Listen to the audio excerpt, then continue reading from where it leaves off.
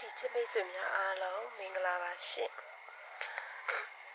ဒုဒီဖွင့်ရက်ကိုကြောက်ဖွင့်ရက်ကိုပြန်ရောက်လာပြီနော်မိတ်ဆွေများအားလုံးရေခုံစိတ်လှုပ်ရှားနေကြပြီထင်တယ်ကောင်းမှုကုသိုလ်တွေလည်းအများကြီးလုပ်ခဲ့ကြမယ်လို့ထင်ပါတယ်နော်ပိတ်ရက်တွေမှာအခု9ရက်တလပိုင်း2026ခုနှစ်ကနေပြီးတော့9ရက်12လ9ရက်တလပိုင်း2026ခုနှစ်အထိမပြောက်ပတ်သည့်အခွေတွေနဲ့ break တွေကိုပြီးသွားပါမယ်ရှင်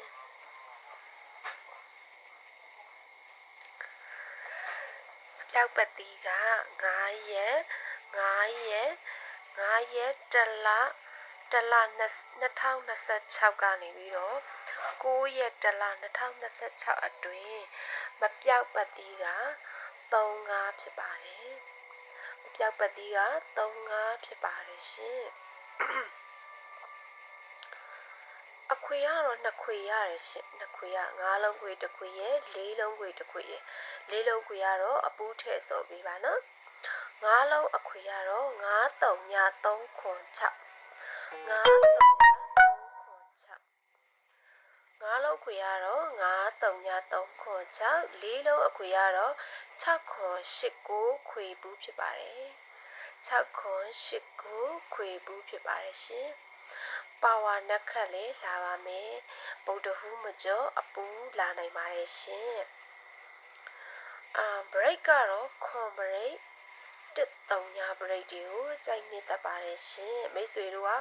မိမိကြိုက်နေတဲ့ရာတစ်ခုကိုလုပ်နိုင်ပါတယ်ရှင်ကစားနိုင်ပါတယ်ရှင်အခွေ4လုံးအခွေ5လုံးအခွေသို့မဟုတ်ပတ်တီးတစ်ခုခုဒါမှမဟုတ်ရင် break ပေါ့နော် break ကခွန် break 3ည break တွေကိုကြိုက်ပါတယ်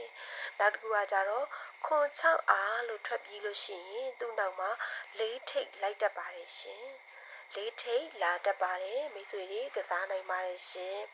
ကျေးဇူးတင်ပါတယ် like and subscribe လေးပေးကြပါနော်